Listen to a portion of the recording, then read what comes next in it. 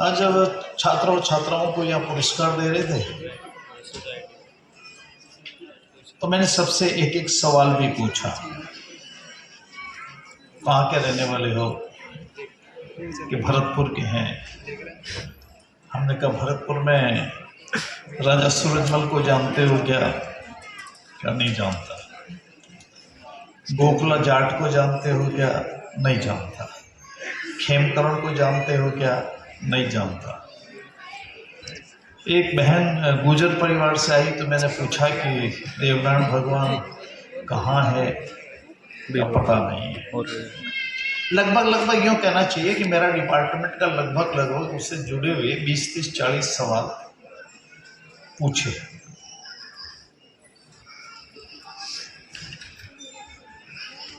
आज की पीढ़ी के लिए जो आवश्यक लगता है वो ये है कि इन मन में स्वाभिमान कहाँ से पैदा, प्रेरणा किससे ली जाए। आज जो हमने पढ़ा है उसको कल तक, आने वाले कल तक हम किस ढांचे में ढालें। इसलिए मैं आज जब मैं विद्यार्थियों के बीच में बात कर रहा हूँ तो मैं चाहूँगा कि लगभग मैं उन कुछ विषयों को छूऊं जो इस धरोहर से संबंधित है, परंतु इस बाल पीढ़ी से और युवा पीढ़ी से जुड़े हुए हैं। मैं चाहता हूं कि आज मैं सबसे पहले अगर कहीं प्रारंभ करूं इस विषय को, तो प्यारे विद्यार्थियों, आपकी उम्र से भी जरा कम आयु में पन्नाधाय का नाम आपने सुना होगा। उसके पुत्र का नाम चंदन था। वहाँ के जो उदय सिंह राजकुमार थे, उनको मारने के लिए एक षड्यंत्र किया गया और पन्नाधाय ने मेवाड़ की रक्षा करने के लिए, उसकी पीढ़ी की रक्षा करने के लिए अपने पुत्र चंदन को उसकी जगह सुला दिया। राजकुमार के वहाँ पर जो सिंहासन था, उसके सोने की जो पलंग था उस पर। और उसके बाद आप कल्पना कीजिए कि आपकी उम्र वाले लोगों का हिंदुस्तान में कितना बड़ा योगदान है। उसके बाद में विक्रम आया और उसने आकर तलवार से उसको उदय सिंह समझ करके उसको तलवार से काट दिया, उसकी हत्या कर दी गई। और पन्नाधाय असली जो उदय सिंह था उसको लेकर के वहाँ से निकल गई। 8, 9 साल, 10 साल तक उसको पालती रही, छुपती रही। और उसके बाद अगर पन्नाधाय नहीं होती और चंदन का बलिदान नहीं होता तो मेवाड़ का शासन आज आपको नजर नहीं आता, उसमें महाराणा प्रताप नजर नहीं आते, उसमें जो बाद की जितनी पीढ़ियां आपको नजर आती है वो नजर नहीं आती। गौरवशाली इतिहास का जो सबसे बड़ा हिंदुस्तान में पात्र है वो आज हमको पढ़ने को नहीं मिलता, उनका इतिहास हमको नहीं मिलता। इसलिए आज के बच्चों को यदि हम चंदन को नहीं पढ़ाएंगे, उसके इतिहास से अवगत नहीं कराएंगे, पन्नाधाय से अवगत नहीं कराएंगे, तो उनको धरोहर के बारे में जानकारी नहीं मिलेगी। तो मैं आपको ले चलता हूँ, एक कमेरी जगह है आमेठ के पास में, जहाँ की पन्नाधाय थी। और वहाँ पर एक पन्नाधाय पे स्मारक बना। हमें सौभाग्य मिला उसको करने का और इस सारे जीवन वृत्तांत को वहाँ दिखाने का मौका मिला। अब तो शिक्षा विभाग ने भी एक आदेश निकाल दिया है कि बच्चों को ये स्मारक दिखाए जाए, उनको उसमें से प्रेरणा मिले। तो बच्चों पहले, सबसे पहले आज नाम याद रख करके जाओगे तो वो चंदन का नाम लेगा। लड़का था जिसको काट करके जिसकी हत्या कर दी, पर मेवाड़ की रक्षा जिसने की थी, वो एक जो बालक था आपकी उम्र वाला, उसका नाम चंदन था। दूसरा मैं चाहता हूं कि अमर सिंह राठौड़ का नाम अगर मालूम ना हो तो फिर राजस्थान का इतिहास उसमें नहीं मिलता है। उसके पिता ने उसको गद्दी से वंचित कर दिया।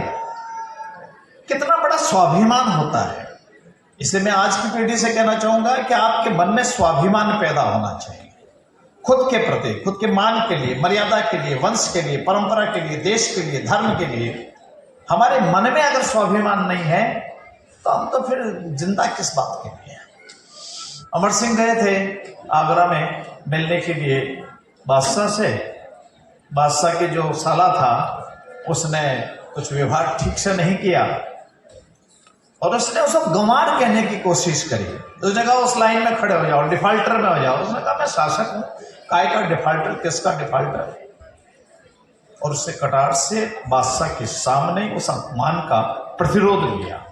ये स्वाभिमान होता है ना, ये देश का स्वाभिमान, देश की रक्षा, खुद का स्वाभिमान, राज्य का और सत्ता का स्वाभिमान। गर्व और घमंड की बात नहीं करता, स्वाभिमान क्या होता है। पर अगर अमर सिंह के इतिहास को अगर पढ़ेंगे, मैं कह सकता हूं कि राजपूताना में अमर सिंह की कटार पर जितने गीत लिख दिए कवियों ने, राजा और महाराजाओं पर 80% लोगों ने नहीं लिखा होगा। कठपुतली के नाटक वाले लोग, कठपुतली वाले लोग अमर सिंह के ख्याल दिखाते हैं। क्या हम आज अपने बच्चों को अमर सिंह का ख्याल दिखाते हैं? इस हिंदुस्तान के अंदर महाराणा प्रताप को, अमर सिंह को, पृथ्वीराज चौहान और शिवाजी को दुनिया आएगी और जाएगी, इतिहास बनेंगे और मिटेंगे, सत्ताएं आएगी और जाएगी, सरकारें आएगी और चली जाएगी, पर इन चारों के नाम को हिंदुस्तान जब तक भूल नहीं सकते।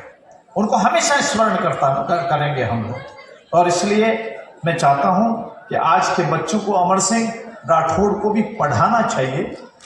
आवश्यकता हो तो कठपुतली के खेल को स्कूल में दिखाना चाहिए कि अमर सिंह राठौड़ के ऊपर किस तरह का उसका कठपुतली का जो जीवन उसमें जिस तरह से दिखाया गया, ये हम सबके बीच में होना चाहिए। मैं आज एक बच्चे से पूछ रहा था, मैथमेटिक्स में है, बहुत अच्छे नंबर आए। मैंने कहा बताओ राजस्थान के मैथमेटिशियन का नाम बताओ। जब ये विषय है तो वो बता नहीं पाए। मेरा ये कहना है कि क्या हम राजपूताना में हम हमारे राज्य की जो विशेषताएं हैं उनको स्कूल में नहीं पढ़ाएंगे? क्या हम उनको भीनमाल नहीं ले जा सकते? क्या भीनमाल के अंदर हमारे यहाँ के मैथमेटिशियंस और संस्कृत के विद्वानों को नहीं दिखा सकते? मैं चाहूंगा कि कम से कम उन स्थानों पर जहां हमारा जो आज का बालक है 11वीं 12वीं तक है, जिनको देख करके ब्रह्मगुप्त को देखा जा सकता है। ब्रह्मगुप्त मैथमेटिशियंस था, विश्व में उसका नाम है, और ब्रह्मगुप्त राजस्थान में पैदा हुआ। आप ही की उम्र में था जब उसने अपनी प्रतिभा दिखानी प्रारंभ की। पर यदि आज की पीढ़ी को यदि धरोहर के रूप में अगर कहीं गणितज्ञ को दिखाना हो तो ब्रह्मगुप्त को भीनमाल में जाके दिखाना चाहिए। यदि संस्कृत के विद्वान को दिखाना है तो वो भीनमाल में जाकर के उसको दिखाने की एक आवश्यकता होती है, मैं सब मानता हूं। चलिए मैं एक छोटा सा उदाहरण देता हूं। आपने बल्लू चंपावत का नाम शायद नहीं सुना होगा, सुनते भी क्यों? अपने को तो पढ़ के और पास होना है, नंबर लाना है। इंटरव्यू में ना तो पूछने वाला मिलेगा आरपीएससी में या किसी सर्विस बोर्ड में, ना आपके परीक्षा में प्रश्न आएगा। आज मैं एक बार बालक से पूछ रहा था जिसके बहुत अच्छे नंबर आए। मेरे कितने नंबर आए, कैसे आए? मैंने मजाक में पूछा, मैंने कहा नकल की वैसे ही आ गए? उन्होंने कहा नहीं वैसे ही आ गए। एक पंडित दीनदयाल उपाध्याय का नाम आपने सुना होगा। धानक्या रेलवे स्टेशन पे उनका जन्म हुआ। पिता की मृत्यु हो गई जब वो 4 साल 5 साल के थे। माताजी की मृत्यु हो गई। एक बड़ा भाई था उसका स्वर्गवास हो गया, अपने नाना के पास में पढ़े। पढ़ते पढ़ते वो सीकर के स्कूल में 10वीं में भर्ती हुए। माध्यमिक शिक्षा बोर्ड जो अजमेर का है वह उन्होंने 10वीं की परीक्षा दी। आप कल्पना कर सकते हो 100 में से 100 नंबर पंडित दीनदयाल उपाध्याय के आए। और उनका शिक्षक लिखता है, वो ये लिखता है कि मैंने अपने जीवन में ऐसा विलक्षण प्रतिभाशाली कोई छात्र आज तक नहीं देखा। प्रश्न पत्र में लिखा था कि 10 प्रश्नों में से कोई 5 का उत्तर दीजिए, हल कीजिए। दीनदयाल जी ने 10 के 10 उत्तर लिखे, कोई 5 जांच लीजिए इन 10 में से, ऐसा छात्र चाहिए। वो पूछे 10 में से आप 5 हल करिए, आप 10 के 10 उत्तर लिख दीजिए और कहिए 10 में से कोई 5 जांच लीजिए गुरुजी जो आपको ठीक लगे।